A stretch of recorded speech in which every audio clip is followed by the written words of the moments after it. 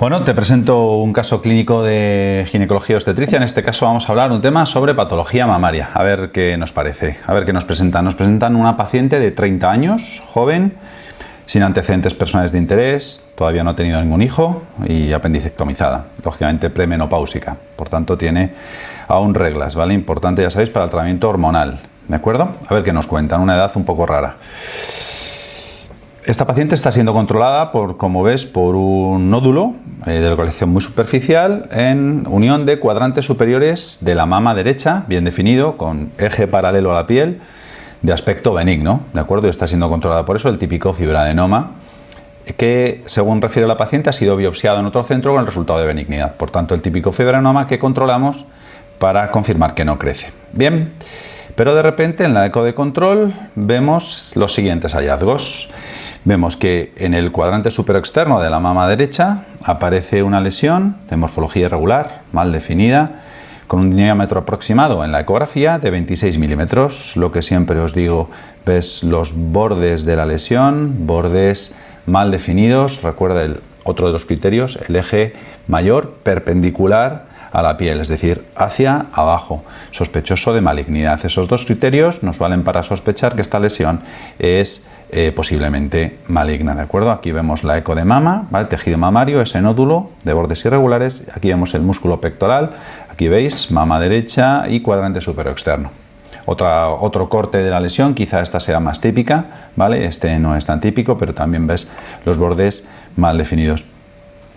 Bueno, los radiólogos, cuando ven una lesión sospechosa de malignidad, pues lógicamente estudian también la axila y nos dicen que se visualizan múltiples ganglios asimétricos en número con respecto al lado contralateral, con algún dato sospechoso como cortical mínimamente engrosada en el límite de la normalidad. Por tanto, tenemos una lesión sospechosa, BIRADS 4C, altamente sospechosa de malignidad, ¿de acuerdo? Dentro del BIRADS 4 hay veces que los radiólogos pues, nos lo ponen 4A, 4B y 4C en función de la sospecha de malignidad, ¿de acuerdo? Y un ganglio sospechoso. Es una paciente de 30 años, es lo que tenemos hasta ahora. Y lo que nos preguntan es cómo llegamos al diagnóstico, lógicamente, de esta lesión. Como la paciente se estaba controlando con ecografía de mama y se ha visto este hallazgo por eco, pues lógicamente completaremos el estudio con mamografía, ¿de acuerdo? Para ver si hay algún hallazgo asociado, y biopsia con aguja gruesa de la lesión. Como la lesión se ve por ecografía, pues con control ecográfico llegaremos al diagnóstico histológico de la lesión. Y lógicamente, como se veía, nos hablaban de algún ganglio sospechoso, pues los tendremos que intentar pinchar mediante punción con aguja fina y, si fuera factible, con aguja gruesa, para obtener un diagnóstico ya sea citológico o en mejor de los casos histológico. Se le completa con esta mamografía, que tenemos mama derecha, mama izquierda, ¿de acuerdo? Es una mamografía con contraste, que es una técnica un poquito más evolucionada de lo que utilizan los radiólogos, ¿de acuerdo? Y como veis, pues tenemos aquí una mama de tamaño medio, ¿de acuerdo? Con este nódulo francamente sospechoso de malignidad. El informe lo tenemos aquí, se sigue viendo el nódulo que ya conocíamos, el nódulo benigno, en unión de cuadrantes superiores, pero nos hablan en la mamografía de un BIRADS 5, francamente sospechoso de malignidad. De nuevo, un nódulo de morfología irregular, mal definida, eje perpendicular al plano cutáneo, con intensa captación de contraste. En este caso es una mamografía, como te decía, en la cual se inyecta contraste y se valora la captación del mismo por las lesiones sospechosas. Y de nuevo se siguen observando esas adenopatías derechas con la cortical discretamente engrosada, pero con el hilo graso conservado, es decir, dudosas. Por tanto, seguimos con un nódulo francamente sospechoso de malignidad. Se objetiva otro nódulo que, en el contexto de una paciente con un nódulo sospechoso de malignidad, pues hombre, habrá que vigilar o valorar realmente si ese también es patológico, ¿de acuerdo? Por tanto, repito, el que conocía a la paciente en cuadrantes superiores, el de nuevo hallazgo, ¿de acuerdo? Y otro nódulo no francamente sospechoso, pero que en el contexto de la paciente habrá que saber lo que es. ¿Qué es lo que se hace? Por tanto, una biopsia de los nódulos que no conocíamos histológicamente, no teníamos filiados histológicamente.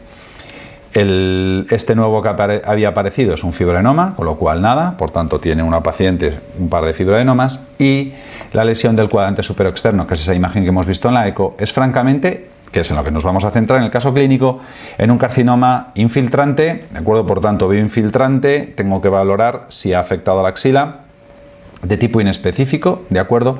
Un G2,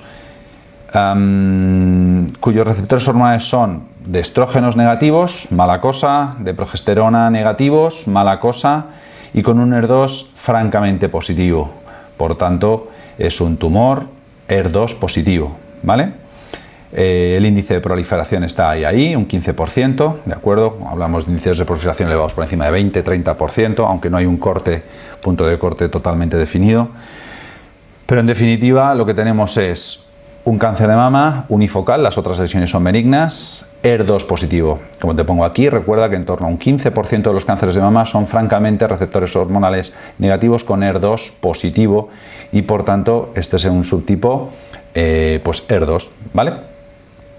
Afortunadamente los compañeros de radiología consiguen de ese nódulo sospechoso ecográficamente hacer una biopsia con aguja gruesa. Repito, nos bastaría una PAF en el caso de que fuera positiva para malignidad para entender que ya hay células malignas en la axila y por tanto contraindicar el ganglio centinela, pero en este caso sí que consiguieron hacer una franca biopsia con aguja gruesa y es negativa para metástasis. Por tanto, el resumen es carcinoma unifocal en una mujer joven, 30 años, premenopáusica, ER2 positiva. Como tiene receptores para hormonas negativos, no le pondremos hormonoterapia, ¿de acuerdo? A ver qué nos preguntan. Pero claro, hemos hecho mamo y eco, pero ¿cuál es la técnica que mejor nos descarta la multifocalidad o la multicentricidad en el cáncer de mama? Pues evidentemente es la reso de mama. Y aquí tenemos una reso de mama en el cual vemos esa lesión, ¿de acuerdo? Que nos capta contraste nuevamente y que en estos cortes pues más o menos aproximadamente mide 2,8. Hay cierta variedad entre la eco, la mamo y la reso, pero entre todas las pruebas de imagen tenemos que establecer un T, ¿de acuerdo? En torno a 2,6, 2,8, ¿de acuerdo? Este es el informe de la reso, que si queréis lo podemos venir. En definitiva nos hablan de un nódulo sospechoso de malignidad de 28 milímetros, ¿de acuerdo? Y luego nos hablan de las otras lesiones que ya conocíamos, pero que son francamente benignas, ¿vale? Tenemos una paciente joven con un tumor relativamente grande para el tamaño que tiene, ¿de acuerdo? Y es ER2 positiva. Como sabemos que estos tumores ER2 positivos responden bien al tratamiento con quimioterapia y con anticuerpos monoclonales, trastuzumab y pertuzumab, podemos hacer dos cosas, o operarla de entrada, pero si tenemos más o menos una lesión de 2 centímetros y pico, 2,8, casi 3, en una mama relativamente pequeña, se podría operar de entrada, por supuesto, ¿vale? Pero como sabemos que responde bien a la quimioterapia, podemos adelantar la quimioterapia antes de la cirugía para intentar que se nos reduzca el tumor, ¿de acuerdo? Ambas opciones serían correctas, ¿vale? Pero si sé que puedo responder a la quimio, pues pongo la quimio antes, a ver si consigo que la lesión se me reduzca y así hacer una cirugía más sencilla, ¿de acuerdo? Más conservadora. Por tanto, cuando vamos a mandar a los oncólogos a quimioterapia para tratamiento neoadyuvante, tenemos que hacer un estudio de extensión. ¿Cómo lo hemos hecho en esta paciente? Pues lo podemos hacer de varias formas. Una, pues con una analítica general, con transaminasas, LDH, ¿de acuerdo? Para ver los huesos, una gammagrafía ósea, y para ver el abdomen y el tórax, pues con body tag, con tag tóraco-abdominopélvico, eso sería una forma. Y bueno, en este caso, si disponemos de él, lo que hemos hecho es de un PET tag, ¿de acuerdo? Bueno, en el PET tag lo que nos ven simplemente es la lesión de la mama derecha, por tanto no tiene sospecha de enfermedad a distancia. Y el TNM, ¿cuál será? Pues recordamos, T3, 3x5, 15. Yo me acuerdo del 5, eso del 3x5 como una lesión mayor de 5 centímetros, el T3. Pues el T2 va de S2 a 5, ¿vale? Por tanto, esto es un T2. Como la axila era negativa, N0, M0 con el PET tag, ¿de acuerdo? Recuerda que los T1 son menores de 2 centímetros, ¿vale? Por tanto, ¿qué tratamiento le planteamos? Pues yo a esta paciente, con esa relación desfavorable entre el tamaño de la lesión y el tamaño de la mama, ya sé que hay muchos que entendemos como que por encima de 3, mastectomía, por debajo de 3, cirugía conservadora, ¿vale? En este caso, quiero que demos un punto más. Está un tamaño desfavorable con respecto al tamaño de la mama, ¿de acuerdo? Pues entonces, como la paciente sabemos que puede responder a quimioterapia, pues lo que utilizaremos será quimioterapia adyuvante, En este caso, yo de quimio sé bastante poco, como os podéis imaginar, con carboplatino, docetaxel, más Trastu, más pertuzumab. ¿De acuerdo? Recordad que en neoadyuvancia, antes de la cirugía por un cáncer ER2, como os pongo aquí, hacemos el doble bloqueo con Trastu y pertuzumab. ¿De acuerdo? Pero antes de mandar la quimioterapia, aparte de hacer un estudio de extensión para ver si hay enfermedad sistémica, y lógicamente cambiaría la estadificación y el pronóstico de la paciente, ¿qué haríamos? Pues creo que tienes que recordar con estas mujeres jóvenes, insisto, menores de 40 años, esta paciente tiene un cáncer de mama por debajo de los 35 años, por tanto eso ya sería una indicación franca de remitir a consejo genético, ¿de acuerdo? Para ver si es un tumor heredofamiliar, ¿vale? No nos hablan de antecedentes familiares, pero repito, el hecho de tener un cáncer de mama por debajo de los 35 años, cualquier tipo de cáncer de mama, nos obliga a hacer un estudio genético. Quiero que recuerdes otra indicación también de remitir a consejo genético en cáncer de mama. Todas aquellas mujeres que tengan un carcinoma de mama triple negativo por debajo de los 50 o 60 años, depende de las guías, ¿de acuerdo? También sería una indicación de remitir a consejo genético. ¿Por qué?